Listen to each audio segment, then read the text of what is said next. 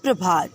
कक्षा पहली, विषय हिंदी, उपविषय पाठ 1, अंग की मात्रा, व्याख्यान संख्या 1। प्यारे बच्चों, आज हम एक नई मात्रा सीखेंगे। हम सीखेंगे अंग की मात्रा। तो बच्चों देखिए, ये क्या है? ये है अंग। हम अंग ऐसे लिखते हैं ना, अंग से अंगूर। तो अंग की मात्रा बेटा ऐसे लगती है, शिरोरेखा के ऊपर लगती है, ना तो नीचे लगती है ना। ये एक बिंदु की तरह से लगती है। देखिए, फिर से देखिए, आपको शिरोरेखा के ऊपर लगाना है। और ये किसकी मात्रा है? अंग की मात्रा है। अंग की मात्रा को हम अच्छी तरह से समझने के लिए पहले कुछ बिंदुओं को पढ़ेंगे और उन्हें समझेंगे।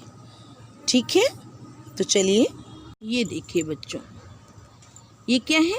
अंग। और ये क्या है? अंग की मात्रा। तो बच्चों इसे अनुस्वार कहते हैं। ये क्या है?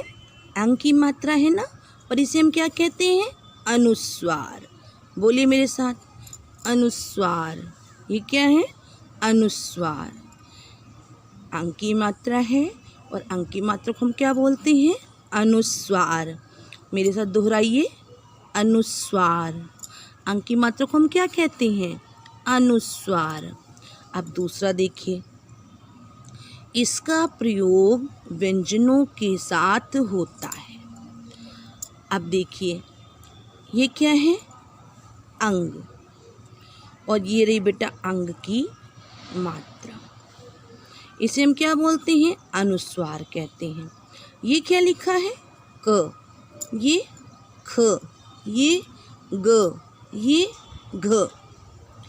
अब इसमें अगर हम अंग की मात्रा लगा दें तो क्या पढ़ेंगे? कंग, खंग, गंग, घन, है ना। इसका प्रयोग हम किसके साथ करते हैं? व्यंजनों के साथ करते हैं। ठीक है? पहला हमें क्या याद रखना है कि ये अंग की मात्रा है और इसे अनुस्वार कहते हैं। ये ऊपर ही लगती है, शिरोरेखा के ऊपर लगती है, एक बिंदु के रूप में। दूसरी बात हमें क्या ध्यान रखनी है कि इसका प्रयोग व्यंजनों के साथ होता है। ठीक है? ये देखिए, यहाँ हमने व्यंजनों के ऊपर से लगाया भी। अब चलिए, अब तीसरा पॉइंट देखिए कि अनुस्वार का उच्चारण नासिका से होता है। अनुस्वार मतलब अंग की मात्रा, है ना। ये अंग की मात्रा से हम क्या बोलते हैं? अनुस्वार।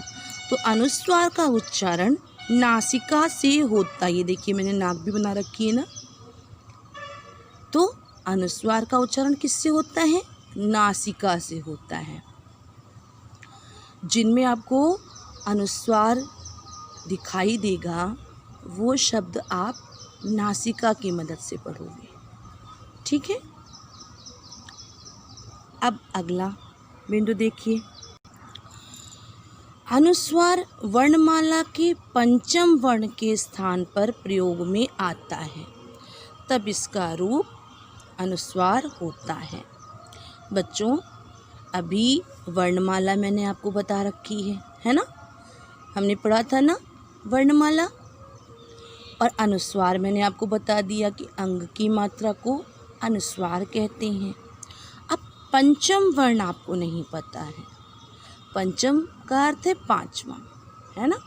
अवर्ण अक्षर के स्थान पर प्रयोग में आता है। अब देखिए, मैं आपको पंचम वर्ण बताती हूँ।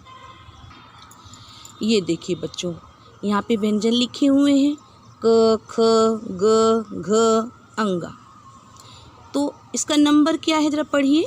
1 2 3 4 5। ये पंचम वर्ण है, यानी कि पांचवा वर्ण है। क्या है ये? अंगा।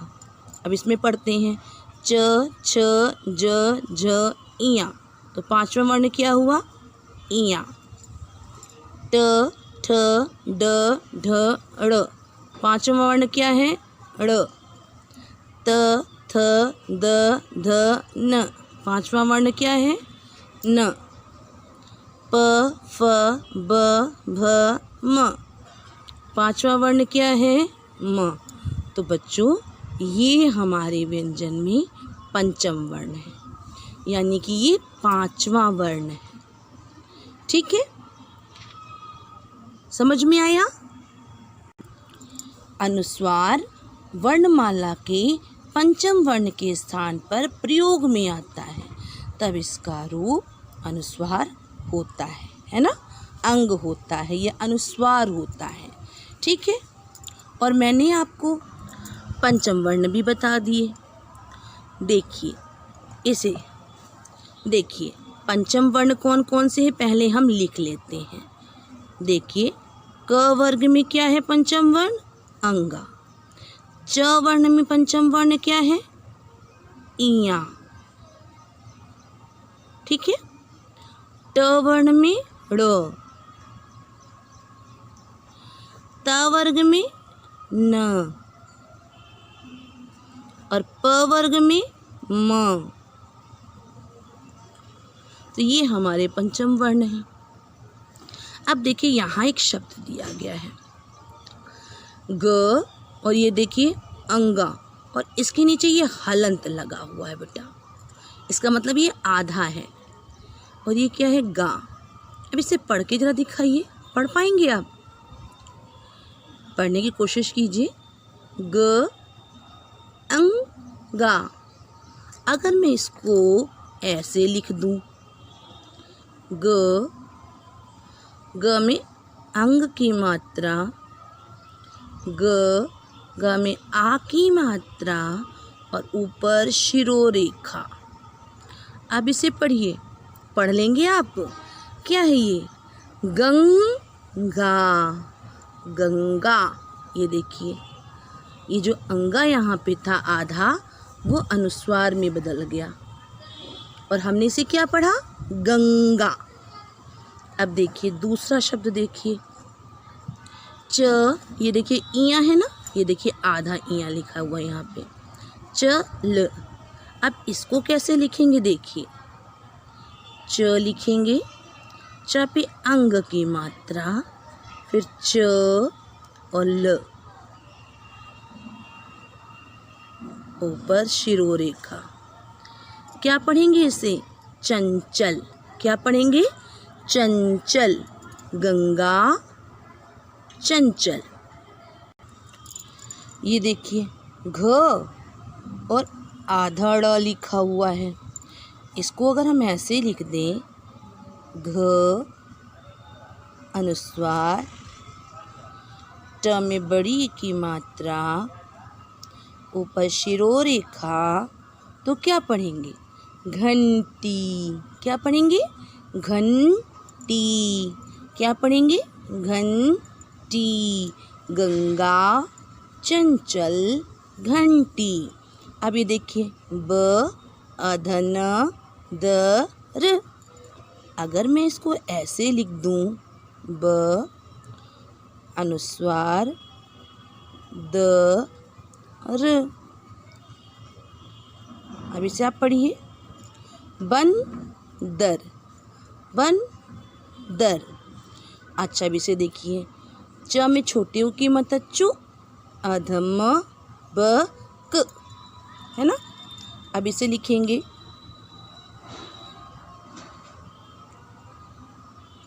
चुम ब क, ऊपर शिरोरेखा। इसे कैसे पढ़ेंगे? चुंबक। देखिए गंगा चंचल घंटी बंदर चुंबक। जब ये इस प्रकार से लिखे हुए थे तो कठिन लग रहे थे, लेकिन अब इसे मैंने इस तरह लिख दिया तो पढ़ना आसान हो गया ना। तो बच्चों इस तरह से आप जहाँ अनुस्वार दिखाई दे उन्हें इस प्रकार पढ़ेंगे।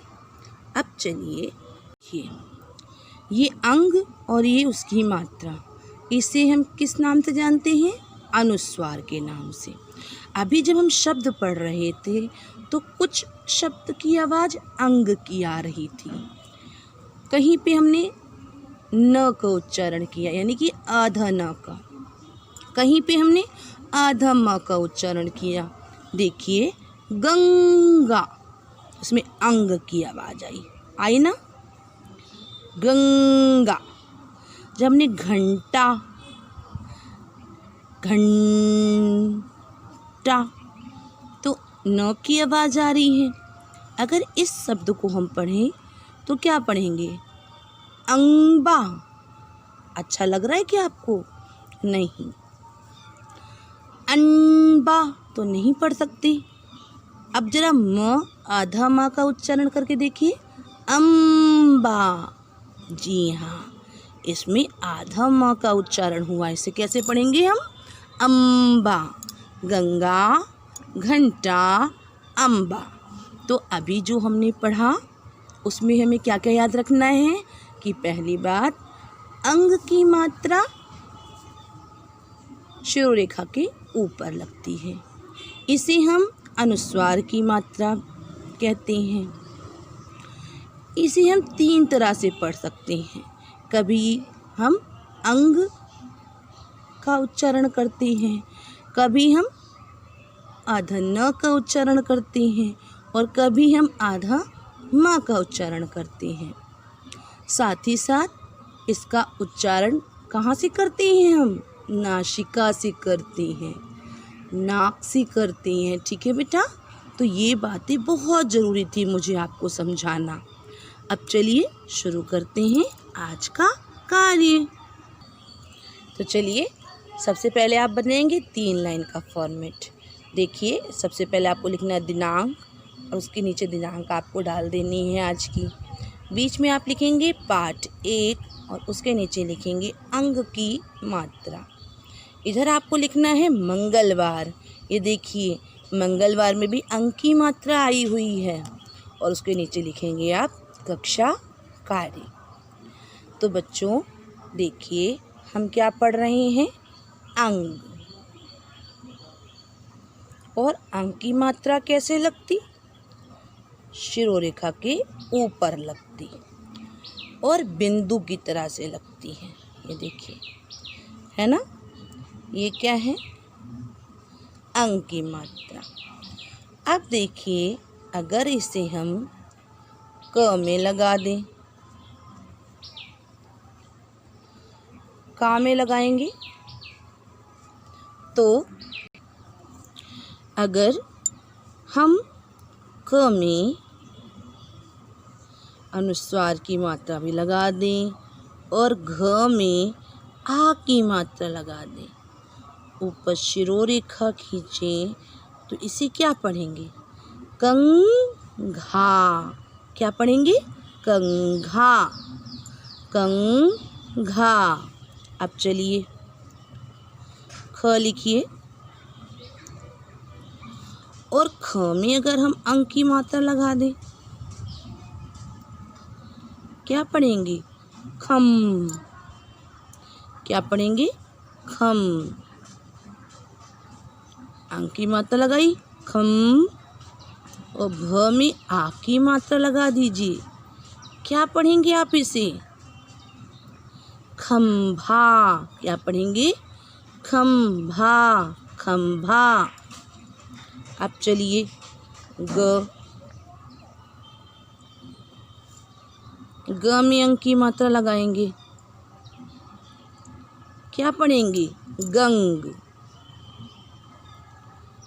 ग में अंग की मात्रा लगा दी हमने, ग में आ की मात्रा लगा दी हमने, ऊपर शिरोरेखा खींचा, क्या पढ़ेंगे?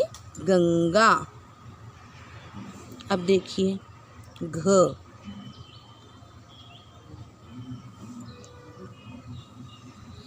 घ में अंग की मात्रा लगा दी तो घन। घ में अंग की मात्रा, ट में आ की मात्रा, क्या पढ़ेंगे? घंटा। कंघा। खंभा, गंगा, घंटा। देखिए गंगा में अंग की आवाज़ आई है, खंभा में आधा म, गंगा में भी अंग की आवाज़ है और घंटा में आधे न की आवाज़ आई है ना बच्चों। चलिए अब आगे लिखते हैं। चलिए अब किस च लिखेंगे। च में अंग की मात्रा क्या पढ़ेंगे? चम। यहाँ पे म की आवाज़ आ रही बेटा, देखिए अनुस्वार लगा दिया हमने। पा में आ की मात्रा क्या पढ़ेंगे? चंपा, चंपा। अब देखिए ये क्या है? छ।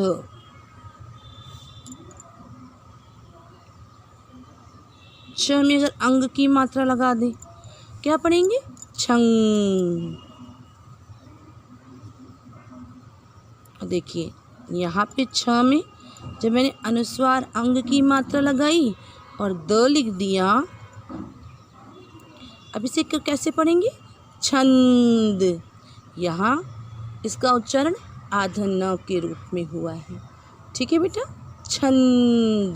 क्या पढ़ रहे हैं हम? छंद। चंपा, छंद। ज देखिए, ज में अंग की मात्रा लगाएंगे, अनुस्वार की मात्रा, अंग की मात्रा दोनों एक ही है, ध्यान रखिएगा। क्या पढ़ेंगे? जंग। ये देखिए ज में अंग की मात्रा और ग क्या पढ़ेंगे? जंग। क्या पढ़ेंगे? जंग। अब देखिए झ बनाइए। झ में अंग की मात्रा लगाएंगे, क्या पढ़ेंगे? झंग। देखिए छ में अंग की मात्रा और ड में आ की मात्रा क्या पढ़ेंगे? झंडा। क्या पढ़ेंगे? झंडा। चंपा, छंद, जंग, झंडा। ठीक है बच्चों, चलिए ट लिखिए।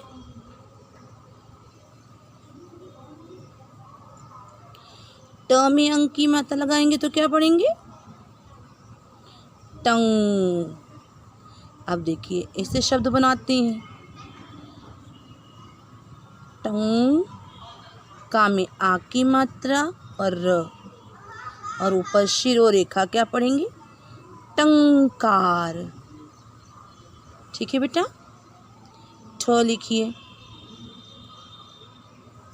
ठ में अनुस्वार अंग की मात्रा लगाइए, क्या पढ़ेंगे? ठन। ठ में अंग की मात्रा, ड में आ की मात्रा क्या पढ़ेंगे? ठंडा। ठीक है, ड लिखेंगे। ड में अंग की मात्रा क्या पढ़ेंगे? डंग। ड में अंग की मात्रा लगाई हमने, ड में आ की मात्रा लगाई। अब इसे पढ़िए, डंडा, डंडा। जब हमने इस शब्द को बताया तो इसमें ड पे जो अनुस्वार है उसका उच्चारण हमें आधा न के रूप में करना है। ठीक है, डंडा, टंकार, ठंडा, डंडा। तो चलिए बच्चों आज के कार्य की दोहराई करते हैं। देखिए क्या है? अंग, और ये अंग की मात्रा, इसे हम किस नाम से जानते हैं? अनुस्वार के नाम से जानते हैं। हमने क में जब अंग की मात्रा लगाई तो हमने क्या पढ़ा? कंग। जब हमने शब्द बनाया तो इसे क्या पढ़ा हमने? कंघा। ख में अंग की मात्रा खंग, हमने शब्द बनाया खंभा। ग में अंग की मात्रा गंग, हमने शब्द बनाया गंगा। घ में अंग की मात्रा घंग, हमने शब्द बनाया घंटा। च में अंग की मात्रा चंग, हमने शब्द बनाया चंपा। छ में अंग की मात्रा छंग, हमने शब्द बनाया छंद। ज में अंग की मात्रा जंग, हमने शब्द बनाया जंग। झ में अंग की मात्रा झन, हमने शब्द बनाया झंडा। ऐसे ट में अंग की मात्रा टंग, हमने शब्द बनाया टंकार। ठ में अंग की मात्रा ठंडा। ड में अंग की मात्रा डंग, हमने शब्द बनाया डंडा। बच्चों, जो अभी हमने शब्द लिखे हैं इसमें अनुस्वार का उच्चारण कभी अंग के रूप में किया हमने, कभी न के रूप में और कभी म के रूप में। और अभी हमने इसे कितने आसानी से पढ़ भी लिया। अब बच्चों, आज का गृह कार्य। प्यारे बच्चों, मैंने आज आपको गृह कार्य दिया है कि अंग से बने 7 शब्द 2 बार लिखो। एक बार मैं पुनः दोहराती हूँ। आज आपको अपनी कॉपी में फॉर्मेट बनाकर सुंदर लेख में अंग से बने 7 शब्दों को 2 बार लिखना है। देखिए, जैसे मैंने क्या लिखा, अंग। अंग से मैंने शब्द बनाया अंक, तो इसे आपने ऐसे लिखना है और उसके बाद इसे देखकर दोबारा भी लिख देना है। दूसरा शब्द जैसे बना दिया है अंत, देखिए अंत को भी आपको 2 बार लिखना है। तो इस तरह आप अंग से ही बने हुए 7 शब्द लिखेंगे, ठीक है, और उसे 2 बार लिखेंगे, साथ ही साथ उसे पढ़ेंगे भी, ठीक है। आशा है आपको आज की वीडियो पसंद आई होगी। आप हमारे चैनल को सब्सक्राइब कीजिए और वीडियो को लाइक कीजिए। धन्यवाद।